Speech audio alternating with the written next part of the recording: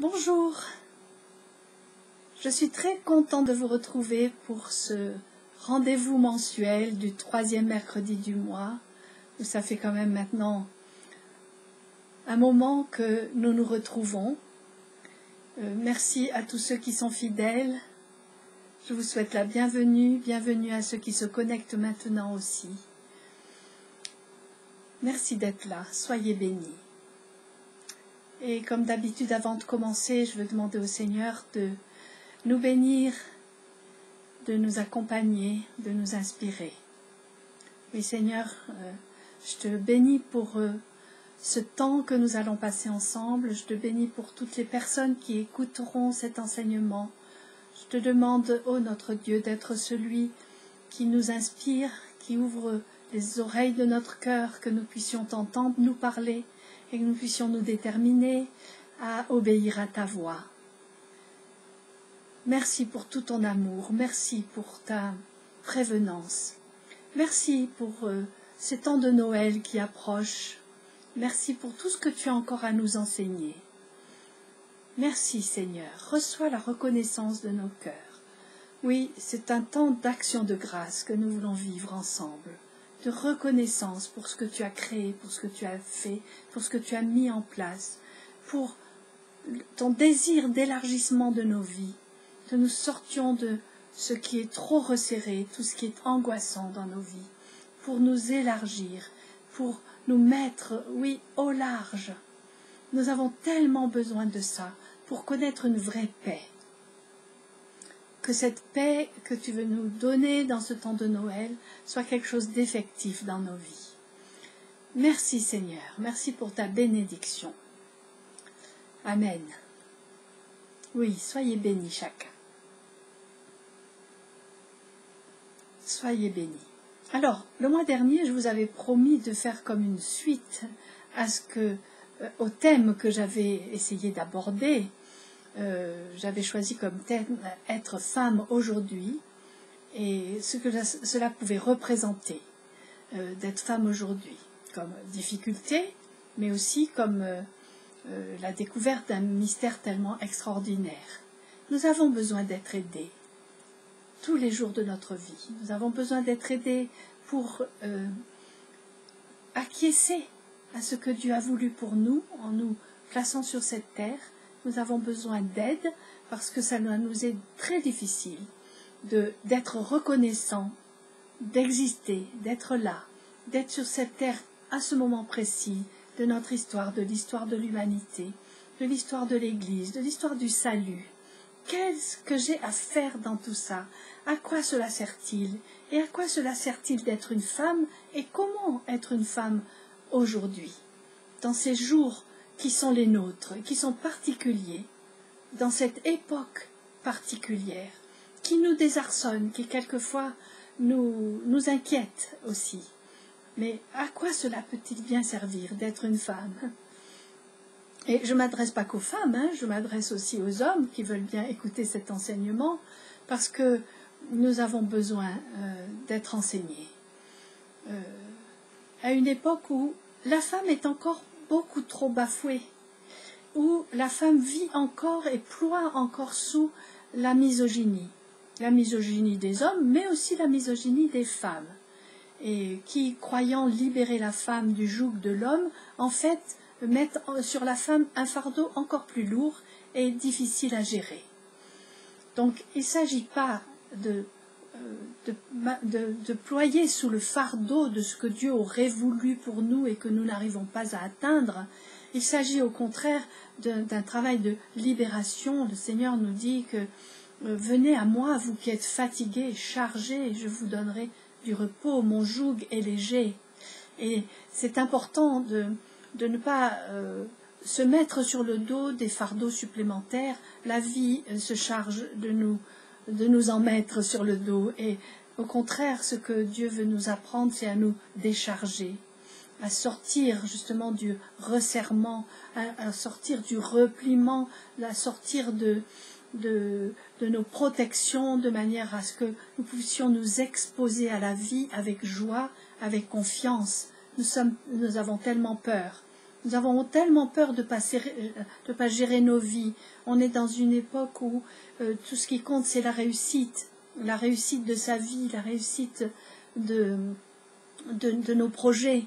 Et c'est une question de performance trop souvent. Et du coup, on a l'impression que Dieu aussi veut qu'on entre dans ce genre de performance et qu'on devienne ces personnes merveilleuses que nous sommes. Donc, je ne voudrais pas que dans mon discours et dans ce que j'essaye de dire au sujet des femmes et ce que je veux leur dire du projet de Dieu sur leur vie, je ne veux pas mettre sur vous un autre fardeau de plus où on se sentirait culpabilisé de ne pas atteindre l'objectif. Ça serait vraiment trop dommage. Trop dommage parce que c'est pas ça que Dieu veut nous enseigner. Il veut nous alléger. Il ne fait pas peser sur nous des exigences excessives. D'ailleurs, aucune exigence.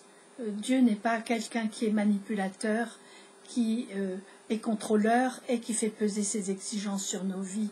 Et il n'est pas comme nous. Nous faisons un Dieu à notre image. Nous voulons qu'il nous ressemble et nous croyons qu'il nous ressemble, mais ce n'est pas le cas. Il faut qu'on renverse ces facultés de pensée qui sont les nôtres, qu'on soit renouvelés dans notre intelligence pour qu'on commence à comprendre différemment les choses et qu'on ne s'enferme pas dans une pensée unique qui nous ferait croire que Dieu a des exigences envers nous. Dieu n'a pas d'exigences, il ne sait pas mettre sur nous, faire peser sur nous des exigences, car il n'est pas comme nous, comme je le disais. Il n'est pas un manipulateur, il n'est pas un magicien non plus, qui va transformer nos vies presque à notre insu. Non, c'est quelque chose qu'il faut qu'on découvre, et il faut qu'on découvre la qualité de l'amour de Dieu, la qualité de son cœur de père à notre égard, la qualité de la manière qu'il a de nous aimer, de nous entourer, de vouloir nous mettre au large, de nous donner la capacité de la vie que nous n'avons pas toujours. Et en ces temps de Noël, je crois que c'est un temps important pour se reposer ces bonnes questions.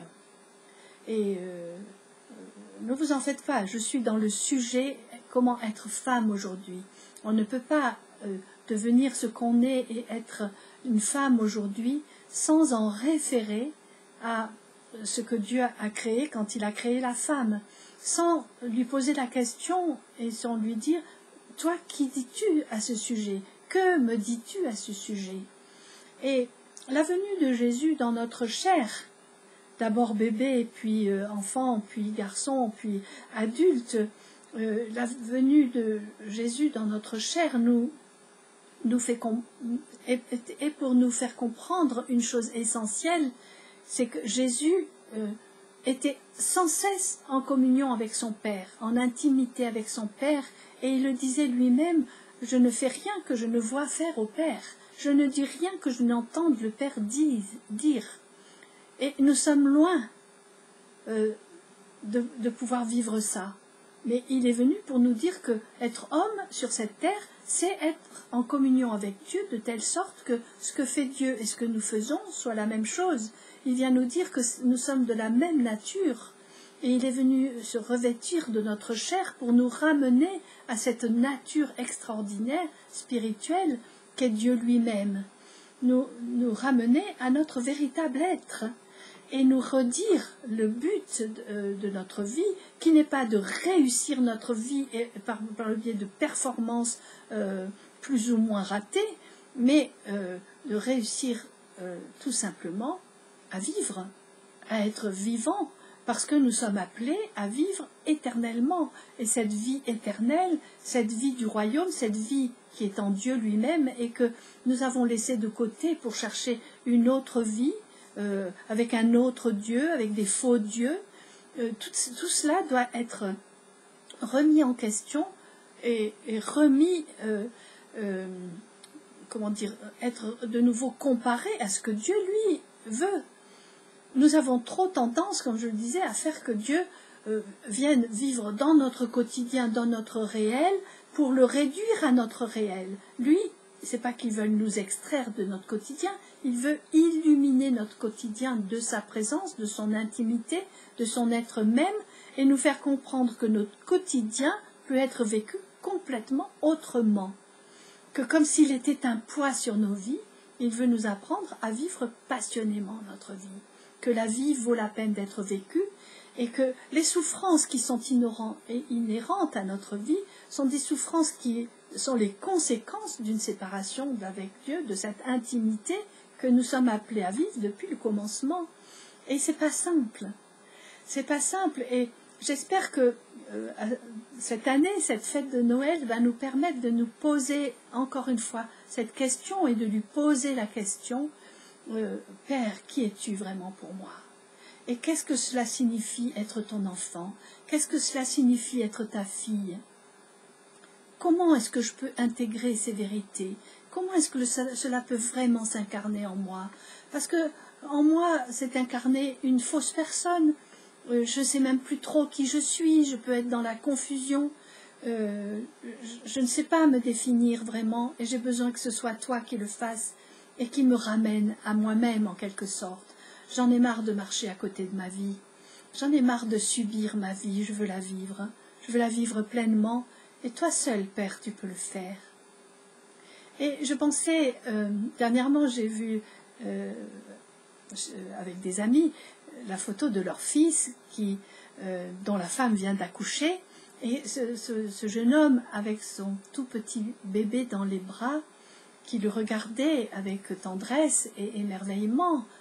Et puis, je voyais ce petit bébé, les yeux grands ouverts, avec un petit nez pointu, qui regardait, les yeux grands ouverts, et qui, dans son regard, on sentait une interrogation infinie. Et je me suis rendu compte que souvent les nouveau-nés, ils regardent, ils viennent d'arriver, ils sont parfois peut-être même choqués par la lumière, le bruit, le froid, et ils se questionnent, ils comprennent rien. C'est comme s'ils n'étaient pas préparés à ce monde dans lequel tout d'un coup on les jette dans un monde complètement nouveau, hors de la sécurité du ventre de la mère. Et je voyais dans les regards de ce petit garçon une interrogation, tout simplement une interrogation. Il n'était pas anxieux, mais et donc il n'était pas en train de hurler de terreur ou de peur ou de froid ou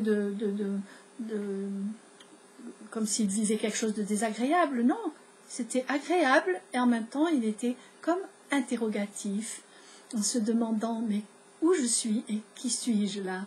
Et j'avais l'impression qu'il disait à son père par son regard, qui es-tu, toi qui réclame ton droit de paternité sur ma vie? Qui es-tu, toi qui dis que tu es mon père? Et qui es-tu pour me regarder comme ça? Et qui suis-je vraiment pour toi? Et j'ai reporté ça à ma propre vie, et je me rends compte que quand je veux me tourner vers Dieu et me poser la question, qu'est-ce que ça signifie être une fille de Dieu, un enfant de Dieu? Qu'est-ce que cela signifie? Et je suis face à un mystère. Et si je pressens que Dieu se penche sur moi, je pressens que son regard est admiratif, que son regard est joyeux, qu'il est heureux de moi, et même peut-être qu'il danse de joie quand il me voit. Même c'est probable. Mais ça, je le sais avec ma tête, je le sais, je le comprends avec ma foi, avec tout mon cœur.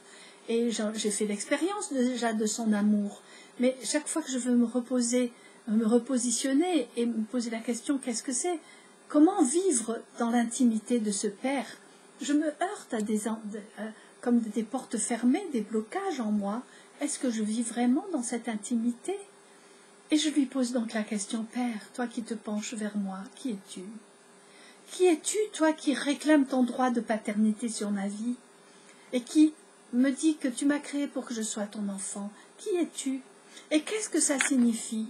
Et je n'ai pas envie que ça signifie que du coup tu as des exigences sur ma vie, que du coup je dois t'obéir en tout point, que du coup je ne dois rien exprimer de mes sentiments, je dois simplement acquiescer à ce que tu as voulu. Donc je ne veux pas seulement acquiescer à ce que tu as voulu, je veux adhérer. Je veux adhérer parce que je crois comprendre que c'est ce que je suis. Je suis ton enfant, tu es mon père, et c'est ça ma nature. Et nous sommes de la même nature, toi et moi, père, toi mon père et moi, ton enfant. Et que, voilà, c'est tout simple. J'ai pas à faire d'efforts pour le devenir. C'est simplement que tu me démontres que je suis ton enfant, que je suis à toi. Et ça, c'est tellement, tellement extraordinaire de pouvoir vivre ça, de pouvoir se rendre compte qu'il y a quelque chose là, il y a un mystère, et nous avons, je crois, tous le désir de connaître cette intimité particulière du père avec son enfant, de l'enfant avec son père. Nous sommes tellement perdus, nous sommes tellement orphelins, et nous trimballons tellement ce sentiment de n'avoir pas été compris depuis le début de notre existence, de n'avoir pas pu exprimer les émotions qui étaient les nôtres, de n'avoir pas été écoutés. Et ce sentiment venant de nos parents, de nos éducateurs, disons des erreurs qu'ils ont pu commettre malgré leur bonne volonté, tout ça qui m'ont fait me persuader que finalement j'étais incomprise et que ma vie n'avait pas vraiment de valeur. Tout ça fait que je le rapporte sur Dieu, hein, et je crois qu'il est comme ça aussi, que je ne suis pas assez intéressante pour qu'il s'intéresse à moi, alors que là, pour ce temps de Noël, je crois qu'il veut nous le redire. Je suis ton père et je m'intéresse à toi. Tu es mon tout petit enfant. Tu resteras toujours mon petit enfant. Vous savez, des fois, je suis un peu choquée quand j'entends des mamans qui parlent de leur enfant déjà adulte et qui disent « Ah, mais tu es mon bébé, tu resteras toujours mon bébé » et qui disent « mon bébé ». Je me disais, bon, enfin, il faut quand même qu'elles laissent leur enfant devenir adulte, c'est plus un bébé. Mais en ce moment, en ce temps de Noël, je prends conscience qu'il y a quelque chose de vrai là-dedans. Il y a, dans le regard du Père sur nous, hein, ce regard qui est à la fois paternel et maternel de Dieu, il y a ce sentiment que je resterai toujours son bébé, sa petite chérie, sa bien-aimée, celle qu'il a désirée de tout temps. Et il m'a désiré, non pas parce qu'il avait des projets, que je fasse des choses absolues pour lui, il voulait juste que j'existe. Et là, en ce moment, je suis en train de le réaliser. Il veut juste que j'existe. Et il m'a voulu parce que l'existence qu'il me donne est absolument magnifique. Et c'est vrai que les erreurs continuelles que posent les hommes et les femmes de tout temps, et de notre temps en particulier, c'est de vouloir s'extraire de cette réalité toute simple. La vie, ma vie est en Dieu, et Dieu est dans ma vie. Ça ne peut pas être autrement. Et à partir du moment où j'exclus Dieu de ma vie, où je ne peux pas considérer qu'il fait partie de ma vie et que je fais partie de la sienne, c'est là que tout commence à aller mal. C'est là que je me laisse blesser, c'est là que mes blessures s'enveniment, c'est là que je finis par me considérer comme n'ayant pas beaucoup de valeur, que je suis dans la dépréciation de moi-même, que je vais me faire des projets de réussite, je vais essayer de faire tous mes efforts pour être quand même quelqu'un de bien, et je rate, et alors du coup je suis découragée, et puis du coup je deviens quelqu'un de pas bien, etc. Et j'ai vraiment ce sentiment que c'est ça le péché, le péché essentiel, qui est de ne plus, d'avoir oublié que je ne peux pas vivre sans Dieu, je ne peux pas. Et je sais que c'est choquant pour les personnes athées de prononcer ces paroles, mais je ne veux pas me lasser de le dire parce que c'est ça la vérité, pour la vie humaine et pour la vie des hommes sur cette terre, qui représente aussi tout ce que Dieu a mis en place pour me placer sur cette terre. Et donc aussi cette nécessité de chérir la terre, comme on chérit Dieu, comme on chérit sa famille, comme on chérit l'endroit où on vit, comme on chérit sa propre vie. Mais nous sommes toujours tellement hors de nous-mêmes, à côté de nous-mêmes, en train de désirer autre chose que nous-mêmes, en train de ne pas pouvoir acquiescer à ce que nous sommes nous-mêmes. Dans la société actuelle, c'est comme si on était toujours insatisfait, comme si on ne pouvait pas être comblé par quoi que ce soit. On est toujours dans cette espèce d'impression d'être privé du meilleur. Et dans les temps de Noël, ça peut devenir quelque chose de très très fort. On va tout faire dans ces temps de Noël pour essayer de combler les vides, de combler l'impression de manque. Et alors si on manque d'argent pour acheter des cadeaux, pour s'acheter des cadeaux, pour se faire la fête, pour pouvoir faire un bon repas, pour pouvoir gâter les gens de notre vie, si on ne peut pas y arriver, si c'est difficile, et d'ailleurs on n'arrive pas à faire les choses parfaitement, alors un sentiment de frustration s'installe en nous, et c'est la frustration de l'orphelin qui est dans le gémissement, dans la mendicité, qui se plaint de ne pas avoir ce qu'il lui faut, qui se plaint dans la comparaison par rapport aux autres. Et ça, c'est extrêmement toxique. Et c'est là que je voudrais m'adresser à toutes les femmes qui veulent écouter cet enseignement, et je me l'adresse à moi-même aussi. Il va falloir qu'on cesse de gémir et de considérer nos vies comme de pauvres vies où il y a de l'insatisfaction, on n'aura pas tout ce dont on a besoin. Au lieu d'être en train de gémir, est-ce que nous pourrions renverser les choses, renverser notre vision et notre pensée sur ce qu'est Dieu et ce que nous sommes pour lui, et réaliser que la vie qu'il nous a donnée est un cadeau extraordinaire.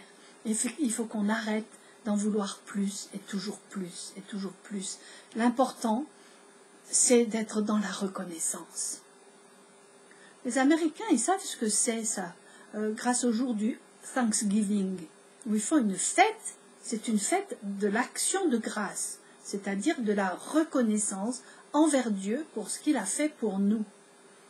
Nous, notre fête de Noël, elle devrait servir à ça, que ce soit une fête d'action de grâce pour ce que Dieu a fait pour nous. Mais au lieu de ça, elle devient un temps de râlerie intérieure, de frustration intérieure, de gémissement intérieur, parce que nous avons l'impression de manquer, pas forcément de tout, mais de beaucoup, par comparaison aux autres, parce qu'on est plus pauvre que les autres, parce qu'il y a des inégalités, parce qu'il y a des gens qui peuvent bien fêter Noël et d'autres pas, parce qu'on est seul, parce que la famille est divisée, parce qu'on est dans une situation de solitude. Alors ce sentiment de frustration fait que nous ne pouvons pas entrer dans l'action de grâce, qui signifie remercier Dieu, être reconnaissant pour la vie qu'il nous donne, pour l'être que nous sommes. Nous attachons de l'importance à nos possessions, à ce que nous avons, parce qu'on nous a fait croire que c'est dans les possessions que se trouve le bonheur. Et toutes les publicités qui vont dans ce sens, nous faire croire que nous ne serons pas heureux tant que nous n'aurons pas les Ferrero Rocher ou le parfum idéal ou l'ameublement que nous voulons, et puis les décorations de plus en plus importantes dans les maisons où on va se comparer, faire des concours. Toutes ces choses-là vont dans le sens de la séparation d'avec Dieu, et ça nous rend extrêmement malheureux. C'est le contraire de la joie et de la paix qui devrait s'installer dans nos cœurs quand nous venons contempler ce mystère extraordinaire du Père et de la Mère qui se penchent sur le merveilleux petit enfant et qui sont dans l'extase en contemplant le mystère. C'est tellement étonnant que Dieu nous parle ainsi, qu'il s'adresse à nous ainsi par ce tableau extraordinaire de la mère et du Père penchés sur le bébé. Ça, c'est un souvenir que nous avons au fond de nous. Nous avons été ces petits bébés sur lesquels on s'est penché. Alors, on s'est penché plus ou moins bien. Peu importe. Peu importe. Ce qui importe aujourd'hui, c'est que nos parents ne sont nos parents que parce que, oui, ils nous ont donné la vie, mais celui qui est à l'origine de la vie, c'est Dieu. Et il veut nous rappeler en ce moment que c'est lui notre vrai Père, que c'est lui notre famille, et qu'il nous faut nous détacher de nos attentes envers notre propre famille pour nous sentir aimés par notre famille et accueillis par notre famille. Il veut nous apprendre à nous détacher de cela pour nous attendre à lui, pour nous jeter dans ses bras et être comblés par ses bras d'amour qui seuls peuvent nous combler dans notre attente de consolation, de tendresse, de réconciliation. En ce temps de Noël où nous souffrons tous beaucoup des disputes dans la famille, des coupures avec nos bien-aimés, des séparations, où nous souffrons du manque, où nous souffrons de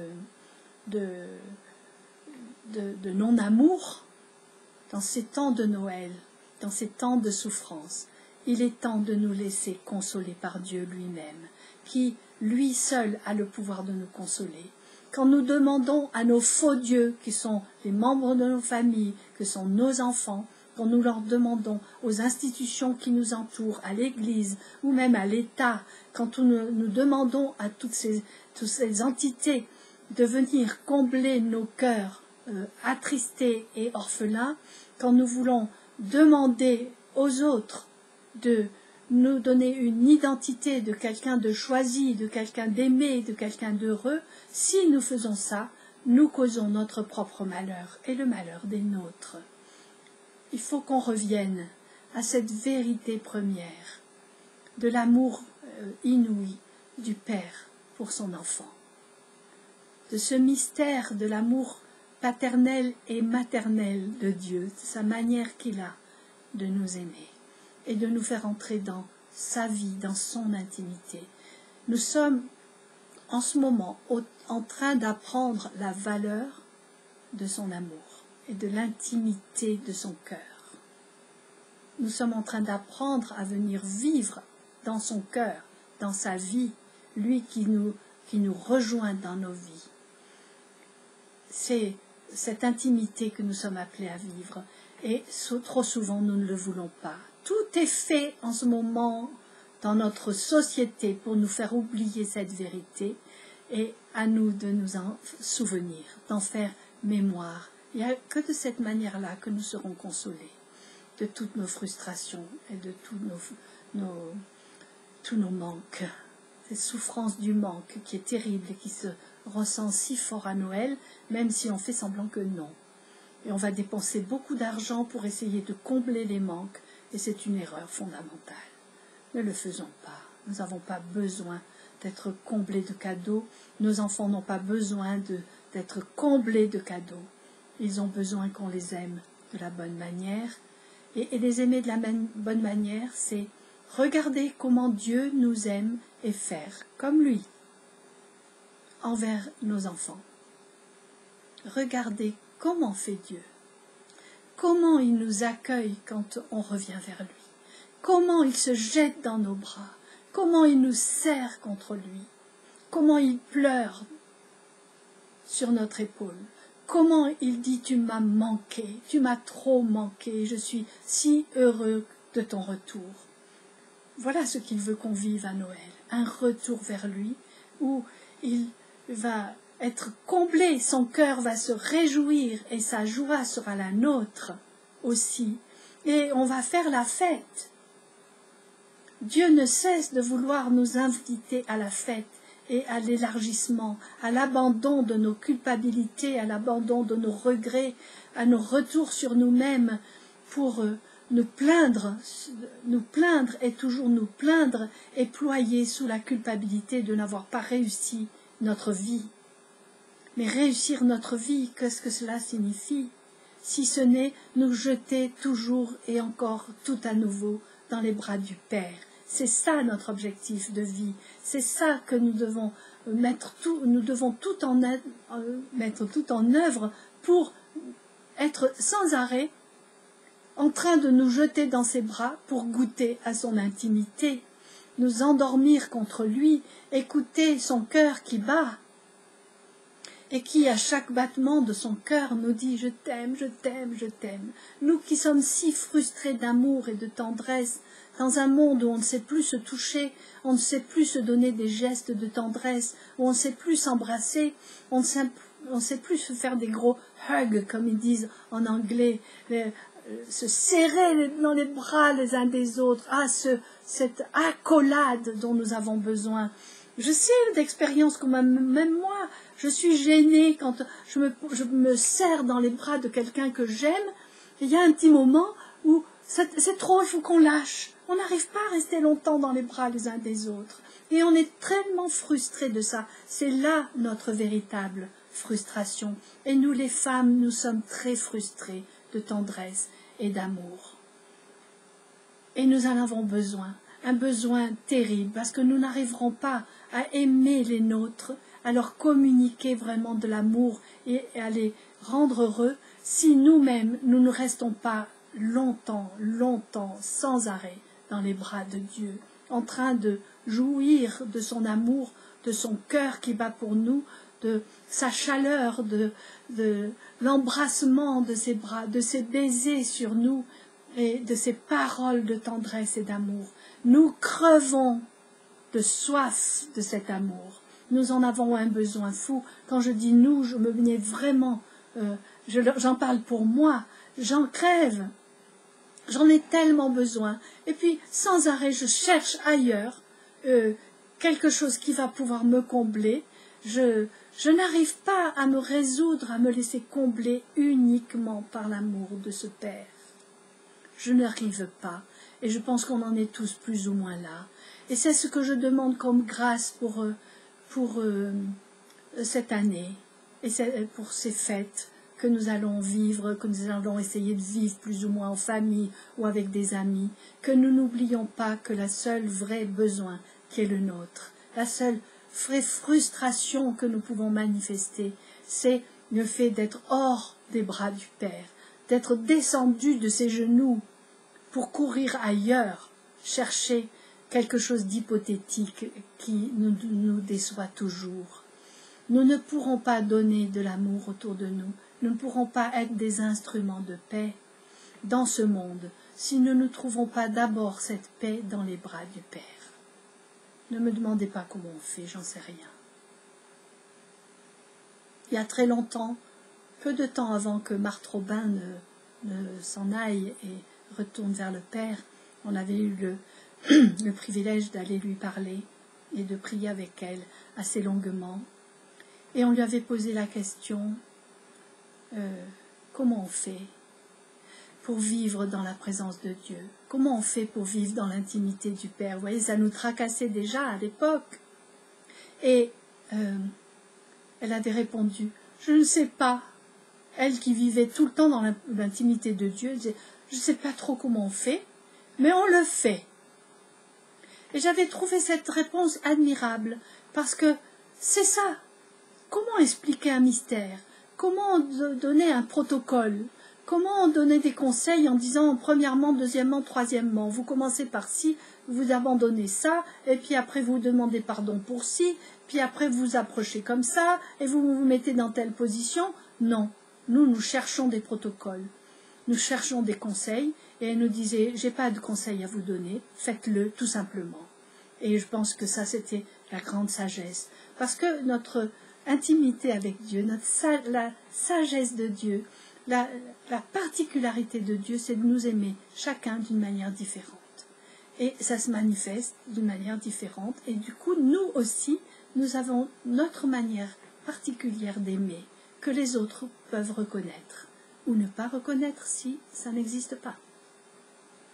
Et il est temps que nous sortions de nos comportements toxiques, de non-amour vrai, pour devenir des personnes aimables. Je sais qu'en ce temps de Noël, il y a beaucoup de chantage qui est fait, de la part des mères en particulier, qui font peser sur toute la famille des exigences. Noël, ça se fête en famille, tout le monde doit être là. Et cette sacro-sainte fête de Noël, où il y a ces exigences, où il ne faut pas faire de la peine à maman et à papa, et il faut aller fêter Noël avec eux, alors qu'on aurait le désir de le fêter ailleurs. Mais on n'ose pas, parce qu'il y a une culpabilité qui s'installe, un chantage affectif. Tu ne vas quand même pas faire de la peine à tes parents, surtout le jour de Noël. Mais les parents, ils osent faire de la peine à leurs enfants en exigeant que les enfants soient là pour eux. C'est extrêmement toxique. On appelle ça de l'amour, mais ça n'en est pas. On appelle ça de l'unité familiale, de l'union familiale, mais ça n'en est pas. C'est une famille où on ne s'aime pas. Si on se sent forcé d'aller passer du temps, ne fût-ce pour Noël, avec des personnes qui ont cette exigence-là, qui ne nous respectent pas dans nos choix et dans nos personnes, dans ce que nous avons décidé de vivre. Noël, c'est ce temps où on va remettre en question ces liens familiaux qui peuvent être extrêmement toxiques. Ayons le courage, même si maman exige que toute la famille soit rassemblée, avec les enfants, les petits-enfants, tout le monde, on n'est pas obligé de lui obéir. Et ce n'est pas... c'est même lui rendre service, même si sur le coup, oui, peut-être qu'elle va en souffrir, elle va rien comprendre. Et les autres vont nous dire, mais tu n'as pas honte de faire souffrir maman. Non, nous n'aurons pas honte, parce qu'il faut que maman souffre de ça, pour qu'elle apprenne que son bonheur ne dépend pas de la présence ou non de ses enfants. Et nous aussi, notre bonheur ne dépend pas, excusez-moi, notre bonheur ne dépend pas de la présence des autres à nos côtés. Même si ça y contribue. Ça contribue à nous donner de la joie. Mais notre vraie paix, notre vrai bonheur ne peut être reçu en nous, ne peut s'installer en nous que dans l'intimité avec Dieu. Comme c'est difficile aujourd'hui à accepter. Comme c'est difficile à accepter. Et comme c'est difficile d'accepter les temps de solitude et même d'abandon pour profiter de ces temps-là, pour se jeter dans les bras du Père et se faire consoler par lui, faire l'expérience de la vie en lui, l'expérience de retrouver la plénitude de vie en lui, au lieu de continuer ces vies à moitié vécues, ces vies contraintes, ces vies de repliement sur soi, ces vies où on n'ose pas dire ce qu'on pense, où on n'a même pas le droit d'être soi-même, et on n'a même pas le droit de dire ce qu'on pense vraiment. C'est tellement important d'acquérir cette liberté intérieure et de réaliser que nous sommes tellement souvent passés à côté de la vraie vie. Et c'est pas compliqué. Il faut se déterminer. Faire notre choix. Qui est-ce que je veux croire? Est-ce que je veux croire ce Dieu qui se penche sur moi avec un regard tellement admiratif, un regard tellement comme étonné aussi de voir ma beauté, la valeur de mon être, comme on regarde un petit bébé qui vient de naître et qui dort paisiblement sur le sein de sa mère. Dieu me regarde ainsi, et j'ai besoin de croire qu'il me regarde ainsi et de croire que c'est vrai. Mais la foi se perd. La foi en Dieu se perd, et surtout la foi en cette qualité d'amour qui est la sienne. Je voudrais bien, et je pense que vous aussi vous voudriez bien, faire l'expérience de cette intimité d'amour avec Dieu, qui nous comble tellement que du coup, nous ne pouvons plus nous sentir frustrés par quoi que ce soit, par l'absence de bien-aimés, par l'absence de suffisamment d'argent, par des problèmes de chauffage de la maison, par le fait que les gens ne nous comprennent pas. Toutes ces questions qu'on se pose et qui deviennent dramatisées dans nos vies parce que nous n'avons pas pu faire l'expérience que Dieu est un Père, et notre Père, et que non seulement il nous comble affectivement, émotionnellement, spirituellement, mais il nous comble aussi physiquement. Il sait ce dont nous avons besoin. Il sait nos situations de manque.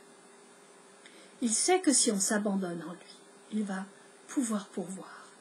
Il a besoin qu'on s'abandonne. qu'on ne soit pas à courir partout pour essayer de faire en sorte de ne manquer de rien, d'avoir tout bien organisé. Mais si par hasard la fête n'était pas bien organisée, si par hasard on avait oublié quelqu'un, si par hasard on ne pouvait pas être tous ensemble, si par hasard il y avait de la maladie, s'il y avait une épreuve à ce moment de Noël, on espère, c'est tout juste si on n'est pas en train de dire je croise les doigts, je croise les doigts, je croise les doigts. Cette société qui a rejeté Dieu et la force spirituelle qui est dans notre Dieu, mais qui n'hésite pas à faire des gestes magiques pour conjurer le sort, le mauvais sort. Il n'y a pas de sort, il n'y a pas de hasard. Nous avons un Père extraordinaire qui nous a créés, qui nous a mis sur cette terre, qui nous a donné la vie et qui veut nous combler dans cette vie. Même si dans cette vie, il y a des choses très difficiles à vivre. La venue de Dieu dans un corps de petit enfant est un mystère extraordinaire. Et nous, les femmes, nous devons contempler ce mystère. Nous qui sommes appelés comme Dieu a donné la vie, nous qui sommes appelés à considérer combien notre vie est importante puisque le Christ a voulu naître du ventre d'une femme, à partir de l'ovule d'une femme, qui est donc très respectable et qu'on ne peut pas manipuler comme on veut. Et je redis ici avec force, je le dis et je le redis ici avec force, l'embryon qui était Jésus dans le ventre de Marie, est-ce que c'était lui ou pas encore lui? Est-ce que quand il n'y avait qu'une cellule, puis 2 cellules, puis 4 cellules, au cours de cette division cellulaire, ensuite au cours du développement progressif de son corps, est-ce qu'il était déjà lui, c'était déjà lui ou pas? Comment pouvons-nous prétendre que ce n'était pas encore lui? Alors si pour Jésus, c'est vrai que depuis le départ, c'était lui, comment pouvons-nous prétendre que pour les êtres humains, depuis le départ, ce n'est pas un être humain? Comment nous pouvons prétendre que ce n'était pas déjà la personne à part entière, résumée dans son ADN, sa première cellule? Comment pouvons-nous prétendre demander une authentification ADN à partir de cellules de notre corps si nous ne croyons pas que notre première cellule était déjà nous-mêmes, déjà habitée par cet ADN, cette identification? Comment pouvons-nous être aussi schizophrènes, penser une chose et son contraire en même temps? Donc en ce temps de Noël, je veux redire avec force le respect du bébé à naître, le respect de la personne humaine dans le ventre de sa mère, l'admiration que nous devons, avec laquelle nous devons regarder ce petit embryon, puis cet enfant, ce fœtus, puis ce bébé qui naît. Le regarder de la même manière que Dieu nous regarde, et nous regarde depuis le début quand il a commencé à nous vouloir, à nous désirer. C'est parce que nous sommes en train de proclamer que Dieu n'y est pour rien dans la création de notre être. Nous ne voulons pas que ce soit Dieu qui en soit le maître. Nous ne voulons pas que ce soit sa volonté de nous avoir donné la vie. Comme nous voulons jeter Dieu, que nous voulons vivre sans lui, que nous voulons croire que même nous pourrions un jour créer la vie. C'est à cause de cela que nous nous permettons ensuite de définir à quel moment un enfant est un être vivant ou pas. Quand est-ce qu'on peut dire que c'est un enfant ou pas? Oh, qu'en ce temps de Noël, nous puissions revenir vers notre Père. Que nous puissions revenir vers lui et être dans une reconnaissance infinie pour la vie qu'il nous donne. Oh, que l'Esprit Saint nous donne la grâce de sortir de nos plaintes, de sortir de nos sentiments de frustration, même si nous avons des raisons de nous sentir frustrés, même si la vie est difficile, même si là, nous souffrons de manque d'amour et nous souffrons de solitude dans la séparation, dans l'abandon. Même dans ces conditions, notre vie est passionnante et vaut la peine d'être vécue à partir du moment où nous la vivons avec Dieu. Nous sommes appelés à vivre avec Dieu pour l'éternité, à vivre dans l'intimité de sa vie en moi, moi dans sa vie pour l'éternité. C'est ça l'être humain, c'est ça la raison d'être d'un être humain. Il ne faut pas qu'on l'oublie. La seule chose que nous devons réussir sur cette terre, c'est cette intimité avec le Père. Et nous devons nous laisser enseigner. C'est ça que nous devons apprendre et nous mettre à l'école de l'amour, nous mettre à l'école de l'Esprit Saint qui vient nous enseigner ce bonheur d'exister, ce bonheur d'être un enfant de Dieu. Il n'y a pas d'autre raison. Et ce bonheur d'être un enfant de Dieu va illuminer nos vies de telle sorte que nous allons réussir nos vies, que nous allons être mis en contact avec nos qualités les plus grandes. On va développer des qualités exceptionnelles même qu'on ne croyait pas avoir. Parce que le fait d'être rassuré, de ne plus avoir peur, d'être comblé d'amour, de ne plus être dans la quête, d'être compris, être aimé, ça va développer nos vies, pardon. Nous allons pouvoir nous épanouir, vraiment, vivre pleinement, et même s'il y a des moments difficiles, même si nous serions au fond de son lit dans un hôpital pour le moment de Noël ou d'autres moments de nos vies, l'important, ce n'est pas tant de chercher à ne pas avoir d'épreuves, pas avoir de maladie, pas avoir de mort, pas avoir d'accident. C'est pas ça l'important, c'est pas ça le but de nos vies. C'est dans ces moments-là, continuer à vivre dans l'intimité avec Dieu, ne pas nous laisser couper de lui, ne pas nous laisser couper de lui. Parce que dès qu'on est coupé de lui, alors on est livré à nos propres forces, et nos propres forces, c'est pas grand-chose. C'est pas parce que Dieu nous a créés être exceptionnels, doués d'intelligence, de mémoire, de volonté, d'imagination incroyable, et d'une faculté émotionnelle, de qualité d'amour exceptionnelle, et avec un corps exceptionnel. C'est pas parce que Dieu nous a créés ainsi, avec toutes ces qualités, que nous savons le gérer. Il y a en nous une puissance de vie absolument extraordinaire. Mais cette puissance de vie, si nous ne faisons pas attention, et nous ne le faisons pas justement, nous pouvons l'utiliser pour notre gloire personnelle, et donc dans la rivalité, et donc dans la guerre, au lieu de nous en servir pour la gloire de Dieu. Et donc pour la paix, pour l'amour et l'harmonie. Et je ne suis pas New Age en parlant d'amour et d'harmonie. C'est ce que Dieu veut dans nos vies.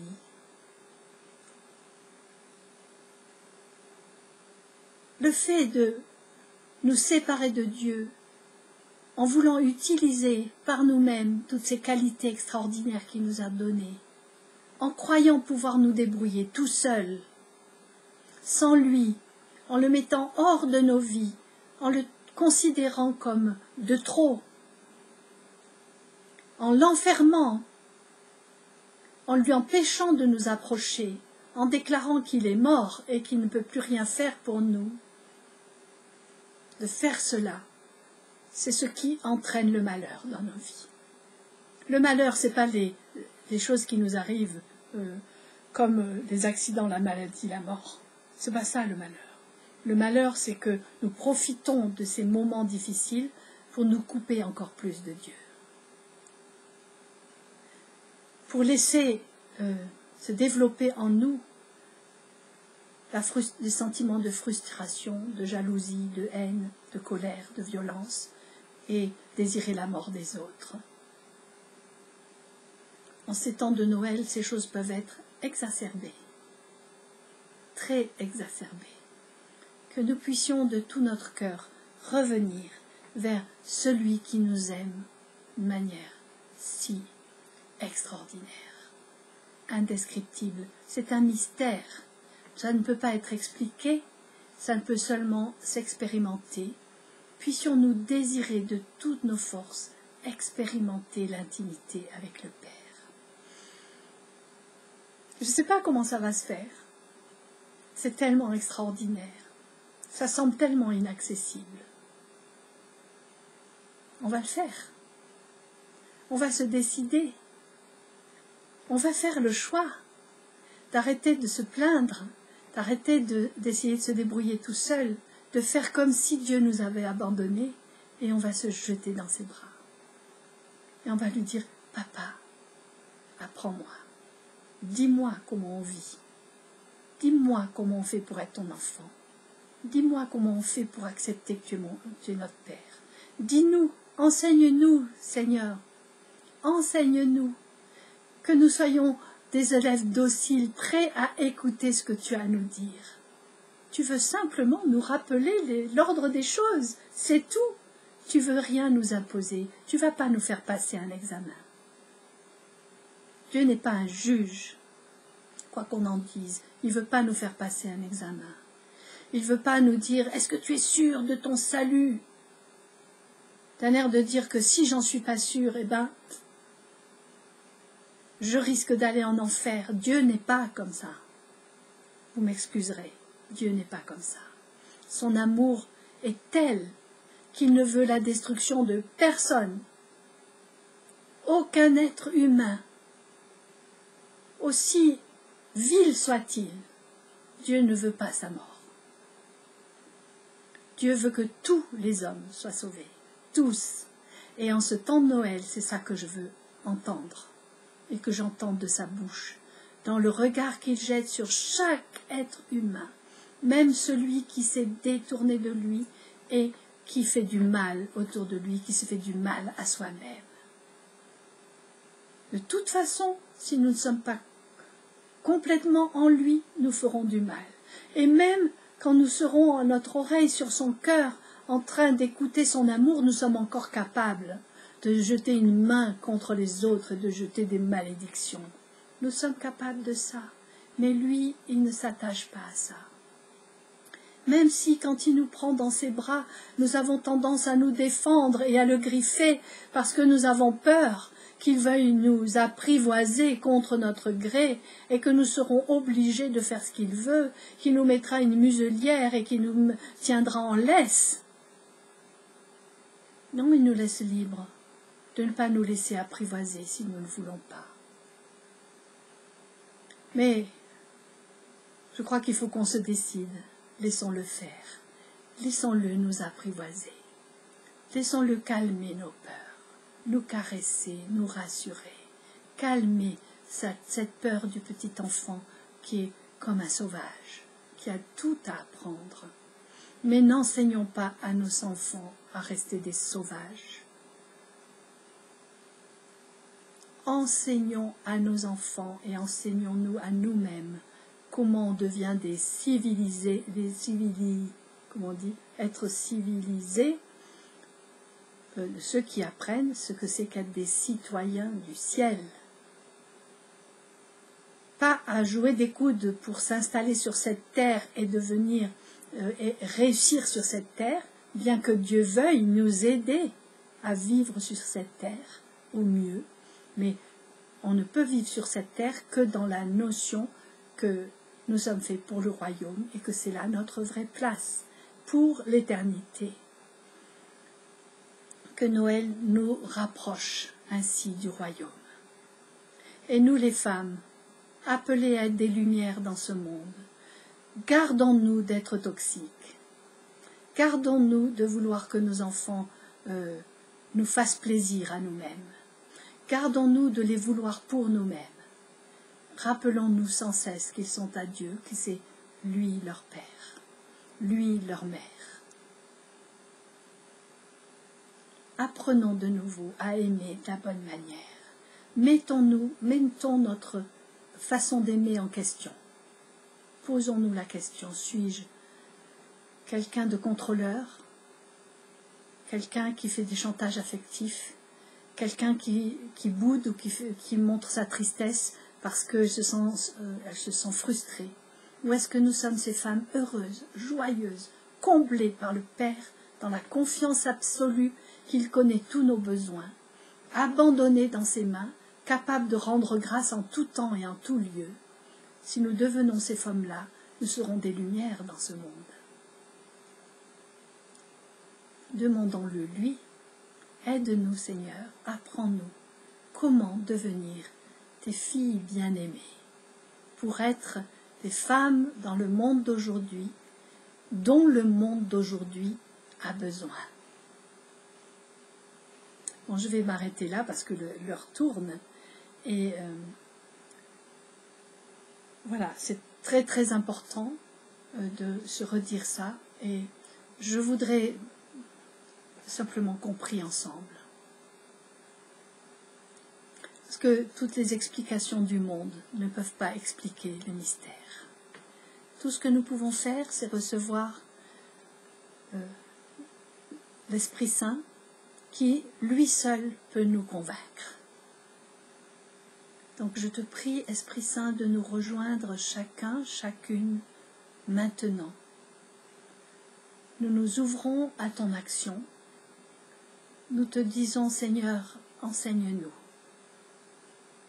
Viens nous dire de la part du Père ces paroles que nous avons besoin d'entendre. Esprit Saint, viens te joindre à notre esprit, à chacun, pour venir toi-même nous convaincre de cette qualité d'amour du Père. Car ce n'est pas par nos paroles, ce n'est pas par des discours que nous pouvons être convaincus. Toi seul, Esprit Saint, Esprit du Père, tu peux venir toi-même nous convaincre.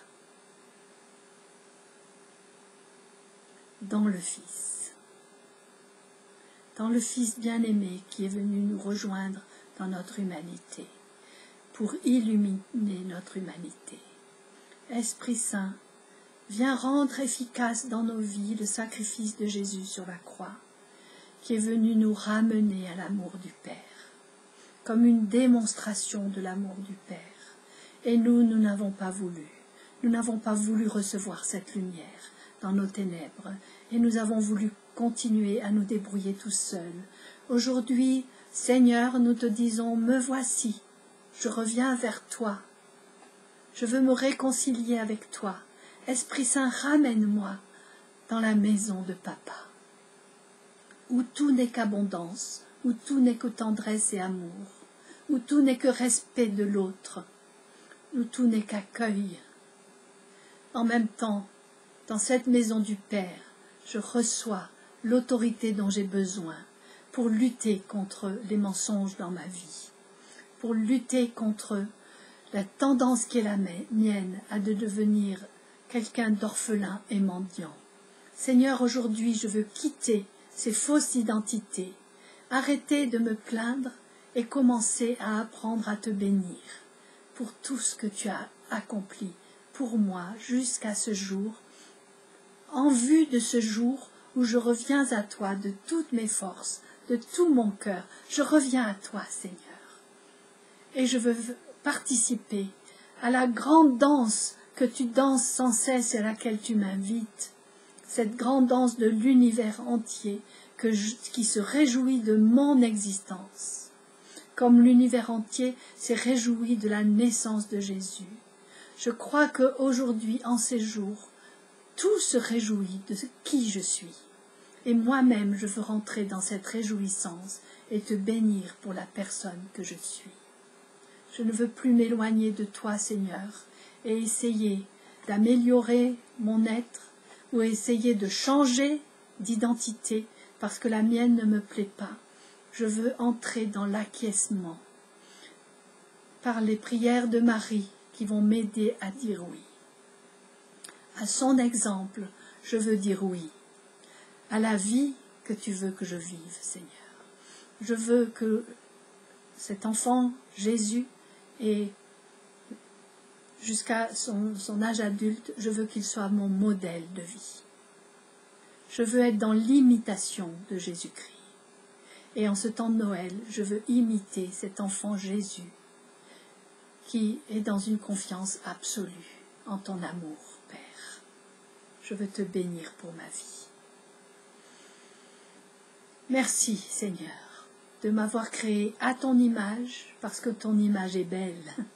Tu es si beau et je veux te ressembler.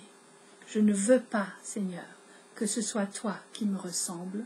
Je ne veux pas te transformer à mon image. Je ne veux pas créer un Dieu à mon image. Je veux te laisser, toi, mon Dieu, me créer à ton image. Je veux sortir du formatage de ce que mes parents ont voulu pour moi, ce que la société a voulu pour moi. Je veux sortir de tout ce qu'on a mis sur moi, des exigences qu'on a fait peser sur ma vie, pour que je réussisse ma vie à la manière de ce monde. Je veux réussir ma vie à la manière du royaume. C'est ton royaume, Seigneur. Dans ton royaume, que je veux apprendre à vivre dès maintenant sur cette terre, de telle sorte que, au jour où je te rencontrerai, au jour de ton retour, au jour des épousailles avec toi, je sois trouvée prête, émerveillée, et non pas choquée par ce que je vais rencontrer de l'autre côté de la vie. Merci Seigneur, merci pour tout. Chacun d'entre vous, soyez bénis maintenant. Que Dieu vous bénisse pendant tous ces temps de fête, qu'il bénisse vos familles, mais qu'il bénisse vos comportements, que vous soyez prêts à transformer vos comportements intérieurs, à lâcher prise tous vos liens toxiques, à couper ces liens, en n'ayant pas peur de vous éloigner de ce qui vous enferme, pour pouvoir devenir vous-même et faire partie de la famille de Dieu, de cette sainte famille de Dieu. C'est tellement important de rentrer dans cette vérité, il n'y en a pas d'autre. Nous n'existons pas que pour nous-mêmes, nous existons pour Dieu, c'est comme ça. Aussi révoltant que cette parole puisse être pour les gens qui ne veulent plus de Dieu dans leur vie. Mais je suis persuadée que l'Esprit Saint est en train de vous rappeler à lui et de vous rappeler au Père. Donc, bienvenue dans la maison du Père. Soyez bénis. Bon, je vous donne rendez-vous le mois prochain, 3e mercredi du mois, où de nouveau nous essaierons de recevoir un enseignement de la part de Dieu. N'hésitez pas à me dire des nouvelles, à me dire comment vous avez réagi à ce que j'ai essayé de vous enseigner. Posez-moi des questions aussi. Passez par mon site www.asonimage.net. Écrivez-moi, encouragez-moi ou dites-moi s'il y a quelque chose qui ne vous plaît pas, que nous puissions en discuter. Et n'hésitez pas, si vous voulez, m'inviter dans les régions où vous habitez, si vous voulez créer des petits groupes de femmes, n'hésitez pas à lancer des groupes Nouvelle Ève, des groupes Nouvelle Vie. N'hésitez pas à acheter aussi le parcours vivant pour les personnes qui sont en deuil et qui ont besoin de secours. Et je vous recommande aussi mes livres. Vous trouverez tout ça sur mon site. Allez, je vous quitte. Soyez bénis. Je vous aime très fort. Bonne fête. À bientôt.